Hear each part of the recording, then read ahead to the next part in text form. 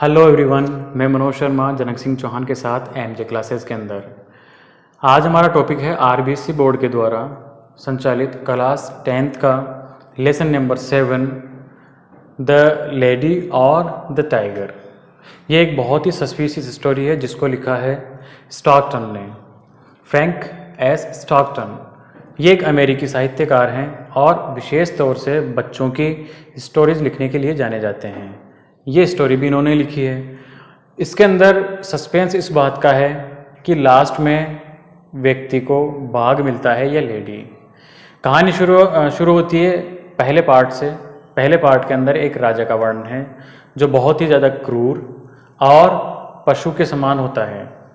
वो एक amphi theatre बनाता है सिर्फ अपने मनोरंजन के लिए, और वहाँ पर उस व्यक्ति को रखा जाता है जो आरोपी होता है या जिस पर आरोप सिद्ध करना होता है। तो इसकी न्याय व्यवस्था ये होती है कि उस एम्फी थिएटर में नीचे 2 कमरे होते हैं। इसको 2 दरवाजों में से एक दरवाज़ा खोलना होता है आरोपी को, और उसमें से या तो एक सुंदर महिला निकलेगी या फिर एक भूखा बाघ। अब माना जाता है कि अगर आरोपी इनोसेंट है, दोष रहित है, तो उसके सामने जो दरवाजे हैं उनमें से एक सुंदर स्त्री निकलेगी जिससे उसे शादी करनी होती है तुरंत। और अगर वो दोषी है तो फिर वहाँ से एक बाघ निकलेगा जो उसको तुरंत टुकड़े टुकड़े कर देगा। ये राजा का वर्णन था। पार्ट 2 के अंदर उस राजा के एक बहुत ही सुंदर बेटी होती है जो समय पाकर बड़ी होती है और उसे वहीं एक युवक से प्रेम हो जाता है। कुछ दिनों तक तो स्ट्रिक्टली बहुत छुपा कर ये काम होता है, लेकिन अंततः उसके पिता को यानी राजा को पता चल जाता है। उसने बगैर देरी किए उस एम्फी थिएटर में उस व्यक्ति को बुला लिया जाता है और उसके भाग्य का फैसला करने के लिए पूरी भीड़ इकट्ठी होती है। अब उस व्यक्ति को बाघ मिला या सुंदर स्त्री, ये हम देखते हैं इस लेसन में वर्ड टू वर्ड और लाइन टू लाइन ट्रांसलेशन के द्वारा। Let's start.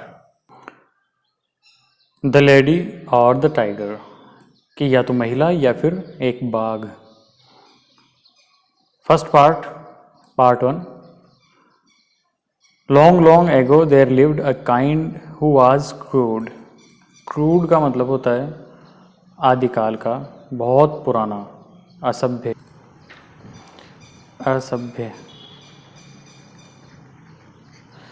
And very much like savage है ना, जंगली। तो बहुत पहले के समय बात है, एक राजा रहता था और वो बहुत ही ज़्यादा असभ्य और जंगली किस्म का व्यक्ति था। He had learned some manners from his Latin neighbors. वह सीख चुका था some manners, कुछ तौर तरीके, from his Latin neighbors, अपने लेटिन पड़ोसियों से कुछ तौर तरीके सीख चुका था। But mostly he was barbaric, लेकिन मुख्य रूप से वो बहुत ज़्यादा अशिष्ट और क्रूर था। बार्बरिक यानी क्रूर। लाउड एंड ग्रफ, तेज आवाज में बोलने वाला, और ग्रफ यानी कठोर व्यक्तित्व का व्यक्ति था वो। He had none of the grace and polish of his neighbors. He had none of the grace and polish यानी तौर तरीके या शालीनता एवं शिष्टता, ये दोनों चीज़ें उसके अंदर बिल्कुल भी नहीं थी। तो he had none of the grace and polish of his neighbours, and अपने पड़ोसियों की जैसे उसमें शालीनता और शिष्टता बिल्कुल भी नहीं थी। He was a man of great fancies यानी कल्पनाएं। तो वो जो राजा था बहुत ज़्यादा कल्पनाएं किया करता था। इवन ग्रेटर इंथुजियाज्म, और वो सब चीज़ें बहुत ज़्यादा उत्साह के साथ करता था। Because he had so much authority as a king, क्योंकि उसके पास था अधिकार, अथॉरिटी यानी आदेश देने का अधिकार एक राजा के लिए। तो राजा था और आदेश देने के लिए उसके पास अधिकार था। He was able to force some of these fancies into reality, और वो इस योग्य भी था कि वो जोर देकर सम ऑफ दीज फैंसीज, अपनी इन कल्पनाओं में से कई कल्पनाओं को रियलिटी वास्तविकता में बदलने की कोशिश करता था।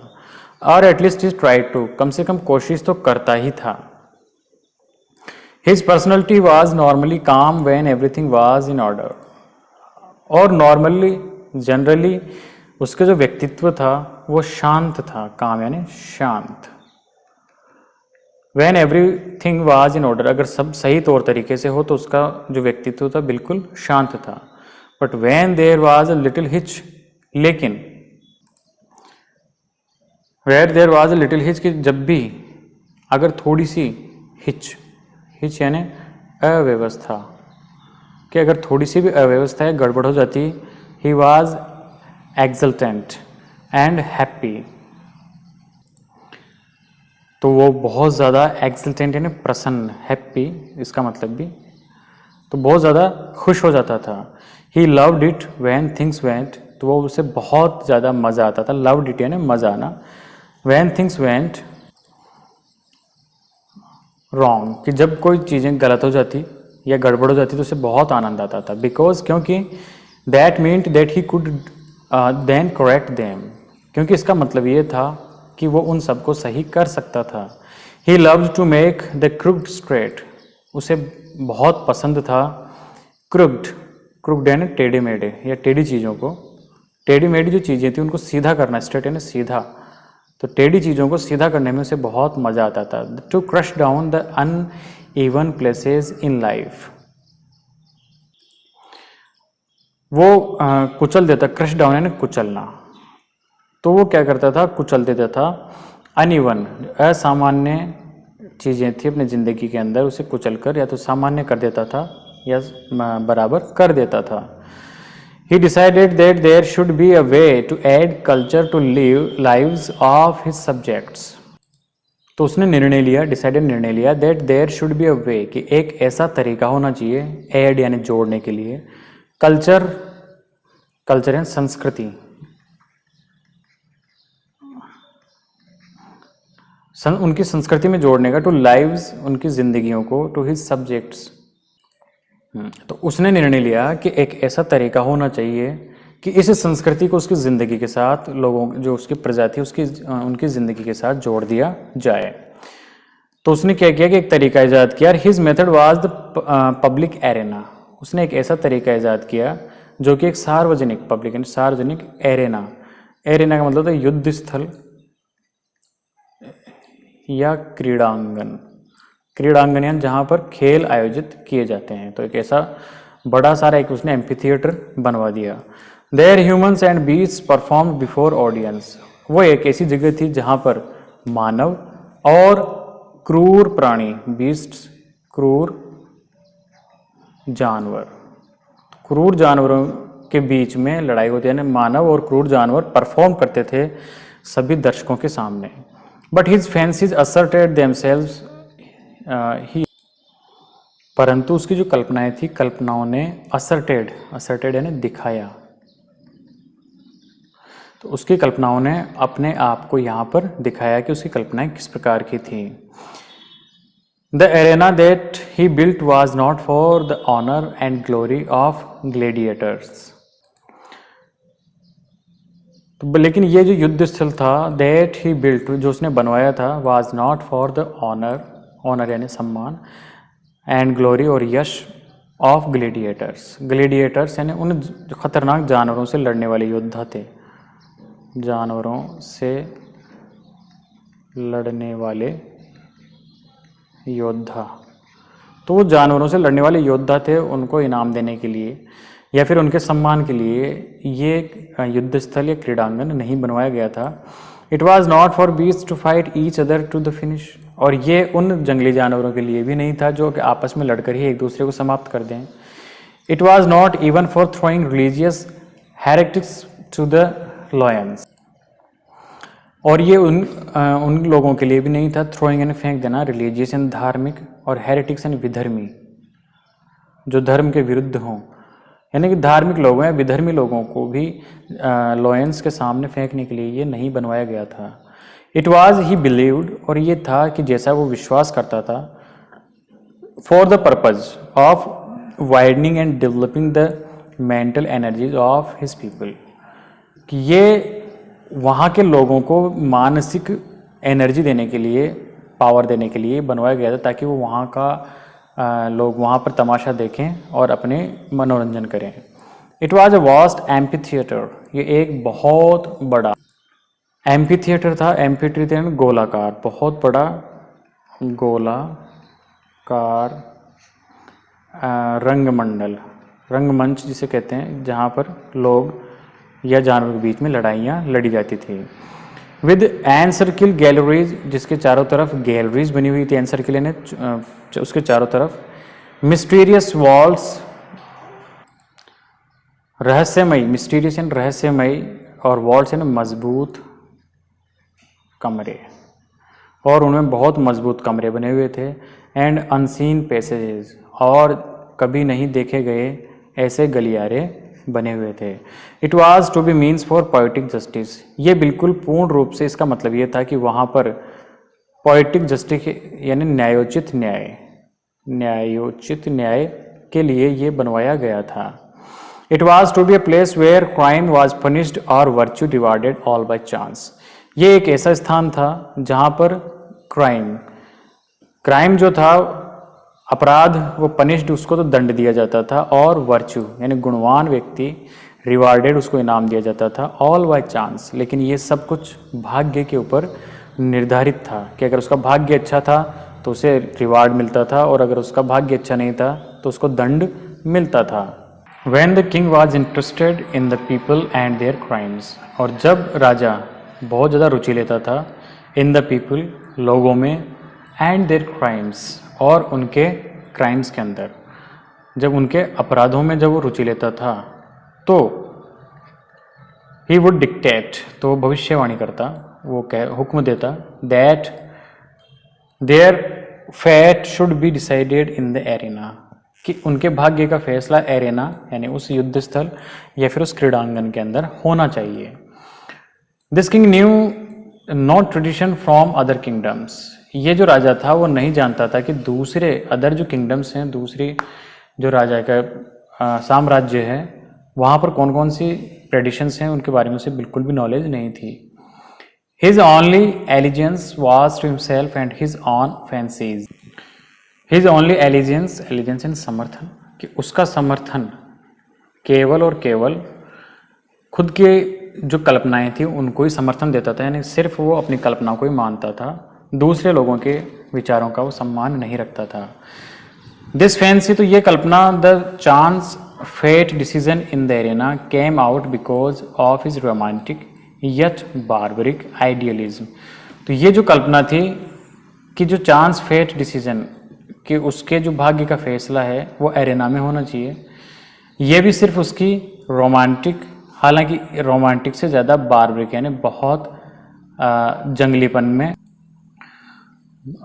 आइडियलिज्म यानी आदर्शवाद, तो उसकी जो ये कल्पना थी, ये उसके भावुक, रोमांटिक ने भावुक, और भावुकता से ज़्यादा जंगलीपन या बर्बर, तो बर्बर आदर्शवाद के कारण ही पैदा हुई थी। When all the people had gathered into the galleries and king was seated on his throne high up on one side of the arena, he would give a signal, और जब राजा जो था, बहुत सारे लोग वहाँ पर इकट्ठे हो जाते थे गैलरीज में बैठने की जगह, and the king was seated, तो किंग जो था वो बैठता था ऑन हिज थ्रोन, अपने सिंहासन पर बैठता, हाई अप, बहुत ऊंचा, एक तरफ उस एरेना के, he would give a signal, और फिर एक सिग्नल दिया जाता, एक इशारा किया जाता, ए डोर बीनीथ हिम, और उसके नीचे का जो दरवाजा था एक, वो खुल जाता, and the accused person would set up into the amphi theatre, और इसके बाद जो आरोपी व्यक्ति था, एक्यूज्ड आरोपी, तो जो आरोपी व्यक्ति था वुड सेटअप, उसको सेटअप किया जाता है ना, वो सामने खड़ा किया जाता इनटू द एम्पी थिएटर, उस एम्पी थिएटर के अंदर।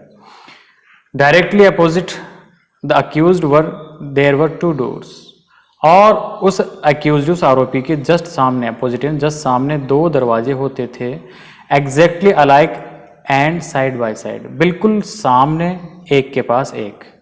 The person had trial had to walk over these doors and open one of them, उस व्यक्ति को जो ट्रायल पर था या जो आरोपी था उसको जाना होता था और इन दरवाजों को खोलना होता था, एक है, दोनों में से केवल एक दरवाजा खोलना था। He could open whichever door he wanted, और वो दरवाजा खोल सकता था जिसको चाहता था।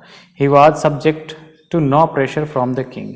इसमें राजा का किसी प्रकार का कोई दबाव नहीं होता था, और हिज कोर्ट या फिर उसके कोर्ट का, कचहरी का कोई दबाव नहीं होता था। The only influence was that of the fate और luck.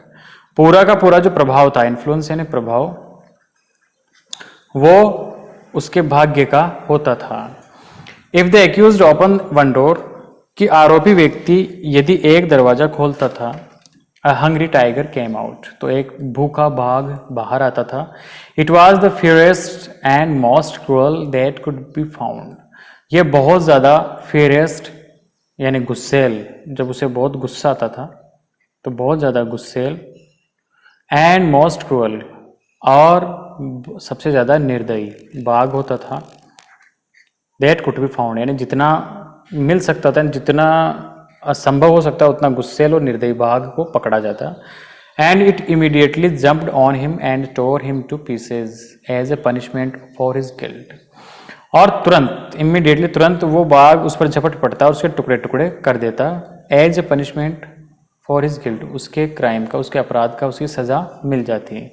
When the fate of the criminal was thus decided, कि जब उस आरोपी क्रिमिनल, जो उस आरोपी का भाग्य इस प्रकार से डिसाइड हो जाता, सेड आयरन बेल्स वर रंग, तो लोहे की जो घंटियां थी वो बजाई जाती। And great wails went from the hired mourners, और बहुत तेज चीतकारें, ग्रेट वेल्स वो होती, वेल्स यानी चीतकारें, बहुत दुख भरी चीतकारें ऊपर उठती। वेंट अप यानी वो सुनाई देती।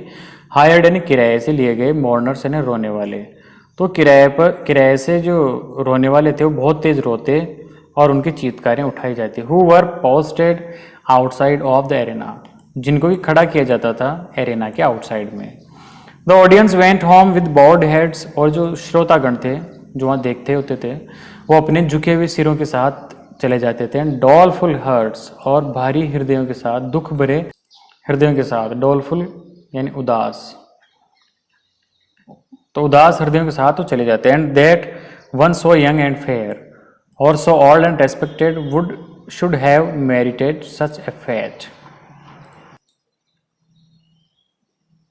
Said that one so young and fair, कि वो इतना, उनके दिलों में दुख ये था कि इतना सुंदर और जवान या फिर इतना वृद्ध लेकिन बहुत रेस्पेक्टेड व्यक्ति जो था, शुड हैव मेरिटेड, मेरिटेड यानी योग्य समझा जाना,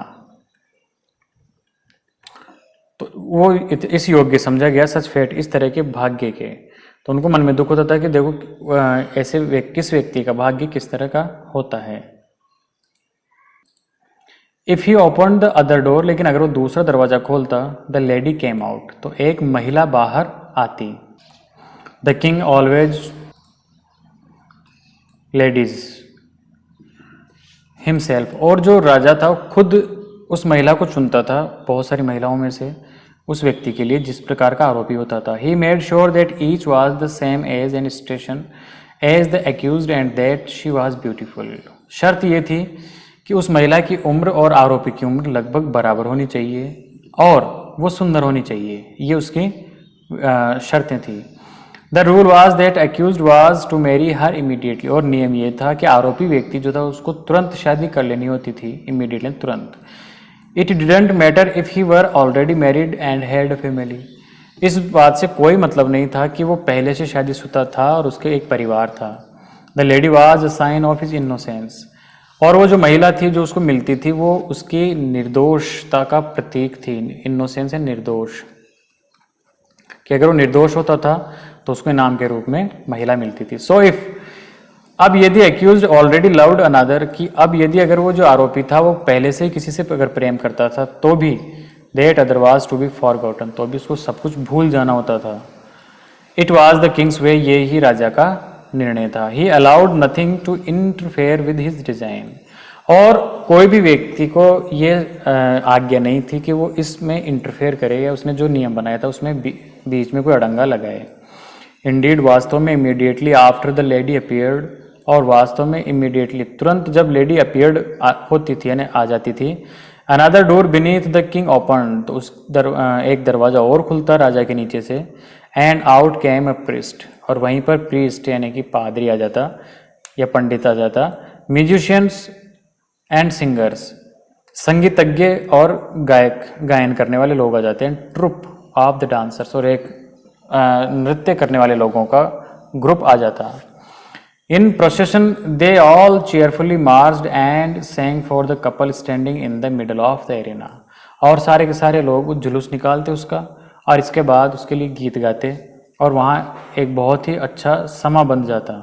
बेल्स रैंग, घंटियाँ बजाई जाती। The audience shouted in approval, और ऑडियंस जो थे यानी श्रोतागण थे वो इसकी सहमति देते हैं। अप्रूवल यानी सहमति, चिल्लाकर, वहाँ पर बहुत तेज चिल्ला कर सहमति देते। एंड द इनोसेंट मैन, और जो निर्दोष व्यक्ति था, preceded by children strewing flowers and the couple's path, तो वहाँ पर फैलाए जाते बच्चों के द्वारा स्ट्रिंग फ्लावर्स यानी फूल बिछाए जाते हैं उस कपल्स के पाथ में, यानी उसके जो नव जोड़ा जो था उसके रास्ते में। Led his new bride to his home, और वो नई दुल्हन को लेकर घर चला जाता। This was the king's semi barbaric method of administrating justice, और इस प्रकार से ये राजा का सेमी बार्बरिक यानी कि अर्ध निर्दयी तरीका था एडमिनिस्ट्रिंग जस्टिस, प्रशासनिक न्याय का। एडमिनिस्ट्रेटिव प्रशासनिक न्याय का ये एक कम निर्दयी तरीका था।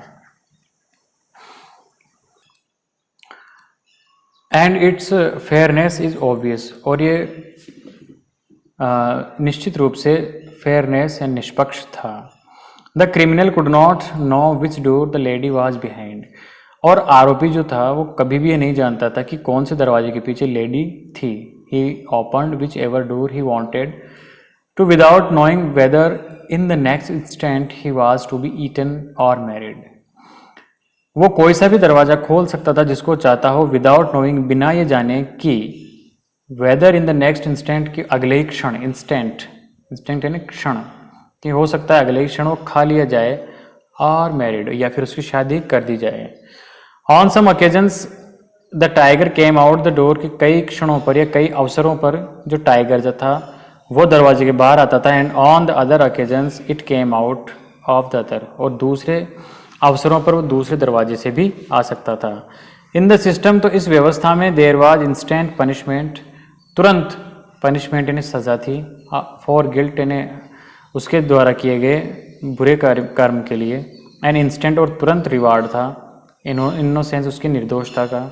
Whether the accused wanted reward, चाहे से आरोपी रिवार्ड चाहता हो, इनाम चाहता हो, और नॉट, या फिर नहीं चाहता हो। There was no escape from the judgment of king's arena, वहाँ पर राजा के जो क्रीडांगन था उसके न्याय से कोई भी बच नहीं सकता था। The institution was popular one, और ये व्यवस्था बहुत, इंस्टीट्यूशन यानी व्यवस्था, संस्थान भी होता है लेकिन यहाँ पर व्यवस्था बहुत प्रसिद्ध थी। When the people gathered together on one of the trial days, they never knew what they were to witness, a bloody slaughter or festive wedding. लोग जब इकट्ठे होते थे द ट्रायल डे यानी उस दिन के ऊपर जब उसको सजा दी जाती थी, दे नेवर न्यू, तो कभी नहीं जानते थे कि चाहे वे किस चीज़ के गवाह बनेंगे। एक ब्लडी स्लॉटर, एक ब्लड यानी रक्त रंजित या खून से सने हुए, स्लॉटर यानी हत्या, तो खूनी हत्या, और फेस्टिव वेडिंग या फिर उत्साह भरी वेडिंग यानी शादी, उसके गवाह बनेंगे। This element of uncertainty usually made the occasion more interesting than it would have been otherwise. और ये जो तत्व था, एलिमेंट यानी तत्व, और ये जो तत्व था अनसर्टेनिटी, अनिश्चितता, तो अनिश्चितता का जो तत्व था ये सामान्य था, उस अवसर को और भी ज़्यादा इंटरेस्टिंग बना देता था जो कभी नहीं था। The people were entertained and no one doubted the justice was being serve. लोग बहुत ज़्यादा एंटरटेन करते, बहुत ज़्यादा मनोरंजन करते अपना, एंड नो वन डाउटेड, और किसी को डाउट भी नहीं था, the justice was being served, जो उनके सामने न्याय किया गया उसके ऊपर किसी प्रकार का कोई डाउट नहीं था। All believed that the accused had his fate in his own hands. सभी ये विश्वास करते थे कि जो आरोपी व्यक्ति है उसका भाग्य उसके हाथों में था, वो सारी चीज़ें भाग्य के ऊपर छोड़ दिया करते थे। अब शुरू होता है part 2। The semi barbaric king had a daughter. तो वो अर्ध निर्दयी जो राजा था उसके एक डॉटर थी, पुत्री थी, होम, और उस जिसको कि वो बहुत प्रेम करता था। शी वॉज एज पैशनेट, और वो भी शी वॉज, वो भी इतनी ही, एज यानी इतनी ही, पैशनेट, पैशनेट यानी भावावेश से परिपूर्ण, भावावेश से परिपूर्ण थी। फैंसीफुल, इतनी ही सन की थी। एंड स्ट्रॉन्ग, और मजबूत थी। एज हर फादर, जिसका कि उसका पिता था। And was devoted to him, और वो उसके प्रति समर्पित, यानी अपने पिता के प्रति पूर्णतया समर्पित थी। As is the case in many fairy tales, और जैसा कि कई फेरी टेल्स यानी परियों की कथाओं में होता है, दिस डॉटर, ये पुत्री भी, the apple of her father's eye. ये एक मुहावरा है, इसका अर्थ है कि वो अपने पिता की आंख का तारा थी। Was in love with an young man who was below her in station, वो एक ऐसे युवक से प्रेम करती थी जो उनकी स्थिति, स्टेशन यानी स्थिति से नीचे था। ही वॉज कम वनर, और वो बिल्कुल एक सामान्य, कम ऑनर यानी सामान्य व्यक्ति था। ही वॉज आल्सो ब्रेव, लेकिन वो बहुत बहादुर था। हैंडसम यानी सुंदर था। एंड डेयरिंग, और बहुत ज़्यादा साहसी, डेयरिंग यानी साहसी, और साहसी था। And he loved the royal daughter, और वो उस रॉयल पुत्री को, राजसी पुत्री को, विद ऑल हिज बीइंग, और वो प्रेम करता था अपनी समस्त शक्तियों के साथ उस राजा की पुत्री को। द प्रिंसेस, तो राजकुमारी जो थी, had enough barbarism in her, and their love affair was dramatic. तो वो जो राजकुमारी थी वो भी पर्याप्त रूप से निर्दयी थी।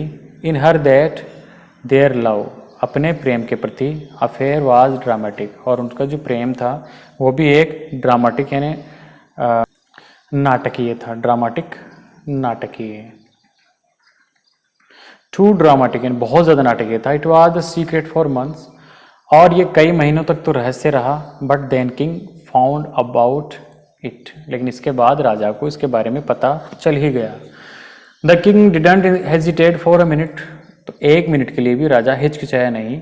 ही sent the young man to prison and set a date for his trial in the arena, उसने तुरंत उस युवक को बुलवा लिया और प्रिजन यानी कि कैद में डाल दिया, जेल में डाल दिया, और उसके लिए एक डेट फिक्स कर दी उसके ट्रायल करने के लिए उस क्रीड़ांगन में। When the date arrived, everyone in the kingdom wanted to attend, तो उसके साम्राज्य का प्रत्येक व्यक्ति उस दिन को अटेंड करना चाहता था, और वो दिन आ गया।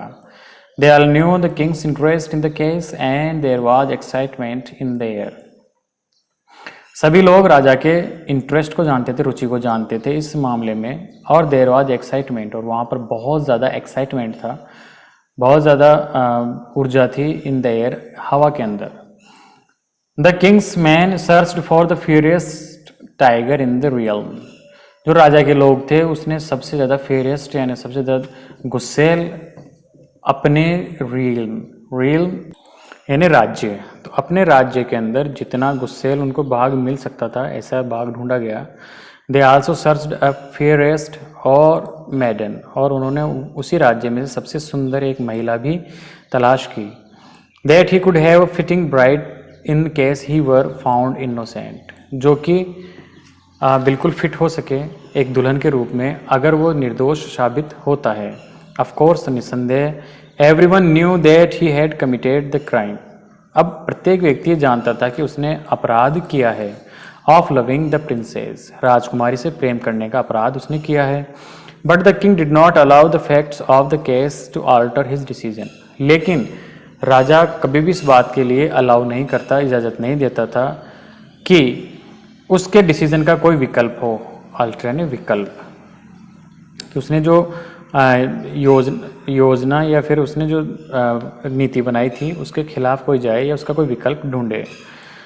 The trial would go on plan, trial जो था वो उसकी योजना के अनुसार चला। The youth would be gone to no matter what happen, और वो युवा व्यक्ति बिल्कुल भी नहीं जानता था कि उसके साथ क्या घटित होने वाला है। He would either B dead और मैरिड, या वो मारा जाएगा या फिर उसकी शादी हो जाएगी। The king could enjoy the proceedings for the spot of it, और राजा जो था वो सिर्फ आनंद लिया करता था इन प्रोसीडिंग्स का, एक खेल के रूप में, स्पॉट खेल के रूप में आनंद लिया करता था इन सारी गतिविधियों का। द डे अराइव्ड, वो दिन आ गया। The people were standing in every corner of the arena, और लोग जो थे प्रत्येक कोने पर खड़े हुए थे, यानी बहुत ज़्यादा भीड़ थी। All was ready when the moment came, और सब कुछ तैयार था और क्षण भी आ गया। A signal was given and the door open, एक इशारा किया गया और दरवाज़ा खुल गया। Allowing the princess lover to enter, और उस दरवाजे के सामने उस प्रिंसेस का जो लवर था उसको एंटर करना था। द क्राउड ग्रेस्प्ड, जो भीड़ थी उसकी सांसें चल रही थी तेज तेज, उन्होंने थूक निकला। ही वॉज हैंडसम, क्योंकि वो सुंदर था। Half of the audience did, उनमें से आधे जो श्रोता थे वो नहीं जानते थे कि one so attractive and lived among them. No wonder the princess loved him, how terrible for him to be there, कि इतना हैंडसम और अट्रैक्टिव व्यक्ति उनके बीच में रह चुका था। यानी कि वो कल्पना कर रहे थे अगर वो मर गया तो वो सोचेंगे कि इतना सुंदर व्यक्ति उनके बीच में रहता था। नो वंडर, और इसमें कोई आश्चर्य नहीं था कि प्रिंसेस जो थी वो भी उससे प्रेम करती थी। How terrible for him to be there, और कितना भयानक, टेरिबल यानी भयानक था, फॉर हिम उसके लिए, टू बी देयर वहाँ पर रहना, यानी कि वो व्यक्ति मर भी सकता था तो उसके सामने उसका प्रेमिका का होना बहुत ही ज़्यादा भयानक था। The princess had thought about his trial day and night for the long time, अब जो राजकुमारी थी वो सोचा करती थी बहुत लंबे समय तक ट्रायल डे के बारे में, रात और दिन लंबे समय से सोच रही थी। शी न्यू, वो जानती थी, she could not bear a miss the spectacle, वह जानती थी कि वो नहीं रह सकती, कुडंट बियर टू मिस, कि उसको देखे बिना उसको रहा नहीं जा सकता था। द दृश्य, स्पेक्टेकल सीन या दृश्य, उस दृश्य को देखे बिना वो नहीं रह सकती थी। But there was another reason for her being there, लेकिन एक और कारण था उसके वहाँ होने का, बीइंग यानी होना, तो वहाँ पर होने का एक और कारण था। शी हैड सच पावर, तो उसके पास ऐसी शक्ति थी, इन्फ्लुएंस यानी प्रभाव था, एंड फोर्स ऑफ कैरेक्टर, और एक ऐसी चारित्रिक बल था, फोर्स यानी बल, as well as a plenty of gold, क्योंकि उसके पास बहुत सारा धन था। That she did what no one had ever done before, इसलिए उसने वो किया जो किसी ने पहले कभी भी नहीं किया था। She found out the secret of the doors for the day, उसने वो राज जान लिया जो दरवाजों के पीछे उस दिन होने वाला था, ना उस दिन घटना जो घटने वाली थी उसके दरवाजों के पीछे कौन कौन था, इसके बारे में वो धन बल के आधार पर जान गई। शी न्यू, वो जानती थी कि which room stood the hungry tiger and in which waited the lady, वो जानती थी कि कौन से दरवाजे के पीछे टाइगर था और किस दरवाजे के पीछे लेडी इंतज़ार करती थी। शी न्यू, वो जानती थी, that doors were too thick, there was no way anyone could never hear some hint from behind them, और वो ये भी जानती थी कि डोर्स यानी दरवाजे जो थे इतने मजबूत और मोटे थे, थिक यानी मोटे, कि कोई भी व्यक्ति अंदाज़ा भी नहीं लगा सकता था कि उन कौन से दरवाजे के पीछे क्या था। If she were going to warn her lover she would have to do it by signal, अगर वो अपने जो प्रेमी था उसको चेतावनी देने जा रही थी, यानी कि अगर वो उसको बताना चाहती थी, she would have to do it by signal, तो वो इसके लिए इशारा कर सकती थी, यानी वो केवल इशारे से ही ये बात बता सकती थी। She also knew something which made the whole process more complicated, और वो ये भी जानती थी कि कुछ न कुछ ऐसा तरीका हो जो इस पूरे प्रोसेस को ज़्यादा से ज़्यादा कॉम्प्लिकेटेड यानी उलझा हुआ बना देता हो, यानी कि ये चीज़ें ऐसी थी जो उसके मामले को बहुत ज़्यादा उलझा रही थी। She knew that the lady was one of the most beautiful maiden in the whole country, और वो ये भी जानती थी कि वो जो महिला थी वो बहुत ज़्यादा सुंदर थी पूरे देश में। And the thought of her young man living, और ये सोच, थॉट यानी सोच, ऑफ हर यंग मैन, हर यानी उसके लिए, यंग मैन उस सुंदर व्यक्ति के साथ रहना, यानी कि उस महिला का उस सुंदर व्यक्ति के साथ रहना।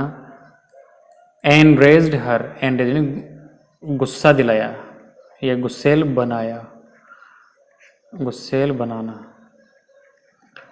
तो राजकुमारी को बहुत ज़्यादा गुस्सा आया ये सोचकर कि वो इस व्यक्ति के साथ वो सुंदर स्त्री रहेगी। She hated the lady and hated what might happen. वो उस लेडी से भी नफरत करने लगी और उस दृश्य से भी नफरत करने लगी जो कि अब घटित होने वाला था। When the accused bowed to the royal box as was this custom, और जैसे ही वो आरोपी जो था झुका वहाँ पर रॉयल बॉक्स के आगे, एज द कस्टम जैसे कि परंपरा थी, कस्टम यानी परंपरा, जैसे कि परंपरा थी। He looked only at the princess, और उसके बाद उसने सिर्फ प्रिंसेस की तरफ देखा, उस राजकुमारी की तरफ। एंड इमीडिएटली ही न्यू, और बहुत जल्दी वो जान गया। He had expected her to find out the secret of the doors. वो उम्मीद करता था, ही हैड एक्सपेक्टेड, एक्सपेक्टेड उम्मीद करना, उसे उम्मीद थी कि शायद उसने रहस्य जान लिया था दरवाज़ों का। And now he knew that she had the answer, और वो ये भी जानता था कि उसके पास उसका उत्तर था, यानी राजकुमारी के पास इसका उत्तर भी था। It was only left for her to tell him, और वहाँ पर सिर्फ इसलिए थी क्योंकि वो उसको बताना चाहती थी। His quick glance at her asked which, उसने तुरंत उस पर नज़र डाली। हिज क्विक ग्लेंस यानी उसकी तुरंत नज़र गई और पूछा, इशारों से ही पूछा कि विच यानी कौन सा। It was a plain as if he had shouted it, ये उतना ही स्पष्ट, प्लेन यानी स्पष्ट, क्लियर, ये उतना ही स्पष्ट था जितना कि, इफ यानी ये, जितना कि ही हैड शाउटेड, जितना कि चिल्लाकर बोला जाता, कि जितना तेज चिल्लाकर बोला जाता है, पूछा जाता उतना ही साफ था। इशारे से उसने पूछा कि कौन सा। There was no time to lose, अब वहाँ पर खोने के लिए समय तो था नहीं। The quick question had to be answered, और उस तुरंत पूछे गए सवाल का जवाब भी तुरंत दिया गया। जस्ट एज क्विकली, इतना ही जल्दी, so that the king would not suspect, ताकि राजा को कोई संशय न हो। सस्पेक्ट यानी संशय, किसी प्रकार का कोई संशय न हो। Her right hand was resting on a pillow, राजकुमारी का, हर यानी राजकुमारी का जो दायां हाथ था वो पिलो यानी वहाँ पर तकिए के ऊपर रखा हुआ था, इन फ्रंट ऑफ हर, उसके सामने। शी रेज्ड इट स्लाइटली, उसने धीरे से उसे उठाया। And made a small fast movement to right, और तुरंत एक छोटा सा तेज इशारा किया कि दायां वाला, यानी कि दायां वाला उसे खोला जाना था उसके द्वारा दरवाज़ा। No one but her lover saw her, किसी ने भी नहीं देखा लेकिन उसके प्रेमी ने इस इशारे को देख लिया। Every I in the arena was fixed on him, और प्रत्येक व्यक्ति की जो नज़र थी वहाँ पर क्रीड़ांगन में, वो उसके ऊपर फिक्स हो गई, जम गई। ही टर्न, वो मुड़ा। And with a firm and rapid step he walked across the empty space, वो बहुत तेज मुड़ा और कठोर तेज चाल के साथ, स्टेप एंड चाल, walked across the empty space, वहाँ पर जो खाली स्थान था वहाँ पर उस खाली स्थान को अक्रॉस यानी पार किया। एवरी हार्ट स्टॉप्ड बीटिंग, प्रत्येक व्यक्ति का हृदय ने धड़कना बंद कर दिया। एवरी ब्रेथ वाज हेल्ड, और प्रत्येक ने सांस रोक ली। Every eye was open upon him, प्रत्येक व्यक्ति की आंख उसी के ऊपर थी। विदाउट हेजिटेशन, बिना किसी हिचकिचाहट के, he went to the door on the right and opened it, वो गया और दरवाज़ा खोल दिया, दायां वाला यानी दायां दरवाज़ा उसने खोल दिया। Did the tiger come out that door और डिड द लेडी, लेकिन वहाँ पर आया क्या दरवाजे पे, क्या वहाँ पर महिला आई या फिर एक बाघ आया। The more we think about this question, इस प्रश्न के बारे में हम जितना भी सोचें, द हार्डर इट्स आंसर, उतना ही कठोर ये प्रश्न हो जाता है, यानी इसका आंसर मिलना मुश्किल हो जाता है। It involves a study of the human heart which leads to mazes of passion, love, hate and excitement. ये प्रश्न शामिल करता है, इन्वॉल्व्स यानी शामिल करना, तो ये प्रश्न जो है वो शामिल करता है एक ऐसे अध्ययन के, ह्यूमन हार्ट यानी मानवीय हृदय के अध्ययन को, विच लीड्स जो हमें ले जाता है, मेजेज यानी भूल भुलैया, मेज यानी भूल भुलैया, ऑफ पैशन, पैशन यानी भावनाएं, भावनात्मक, लव यानी प्रेम, हेट यानी घृणा, एंड एक्साइटमेंट और उत्साह। तो ये ये जो प्रश्न है वो एक ऐसे अध्ययन को शामिल करता है जिसमें कि हमारा हृदय भूल भुलैयाओं, पैशन यानी भावनाओं, प्रेम, घृणा और उत्साह को शामिल करता है। तो don't answer this for your self, आप इस प्रश्न का उत्तर स्वयं नहीं दें, but put your self in the place of princess, परंतु अपने आप को उस राजकुमारी के स्थान पर रखकर इस प्रश्न का जवाब ढूंढें।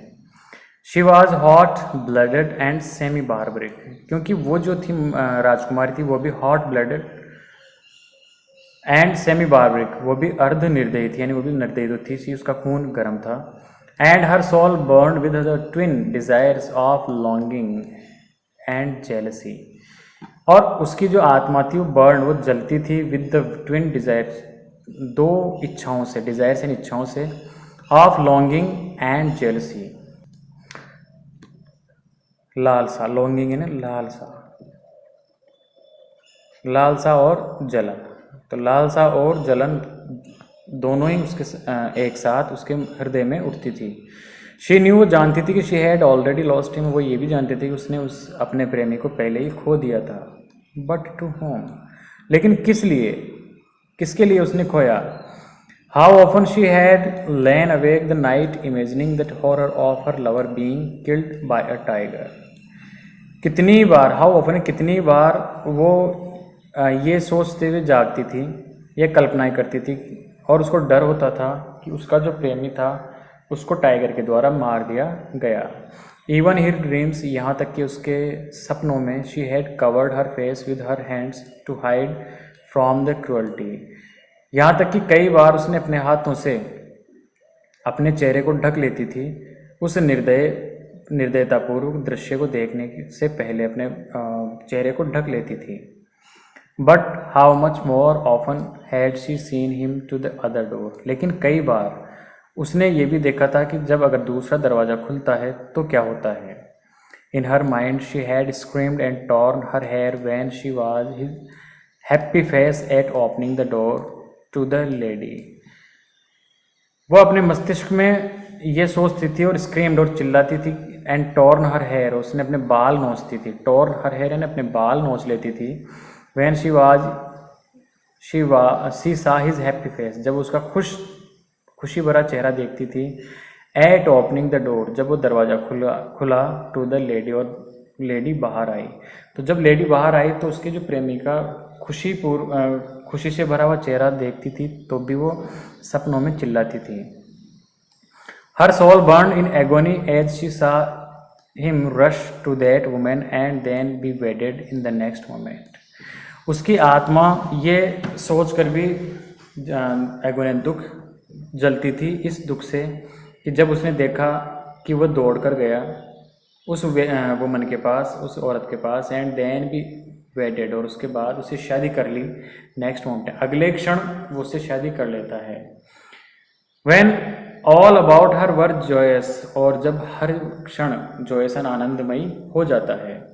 She lived through the misery of the procession the happy couple, और इसके बाद शी लिव्ड थ्रू, वो सोचती है यानी जीवित रहती है लेकिन सोचती है द मिजरी, उस दुख के बारे में, ऑफ प्रोसेशन, उस जुलूस के बारे में, द हैप्पी कपल, कि वो खुश जोड़ा जो था, and the singing and dancing, उस नृत्य और गायन के बारे में सोचती है। The shouts of the crowd, उस भीड़ की चिल्लाहटों के बारे में सोचती है।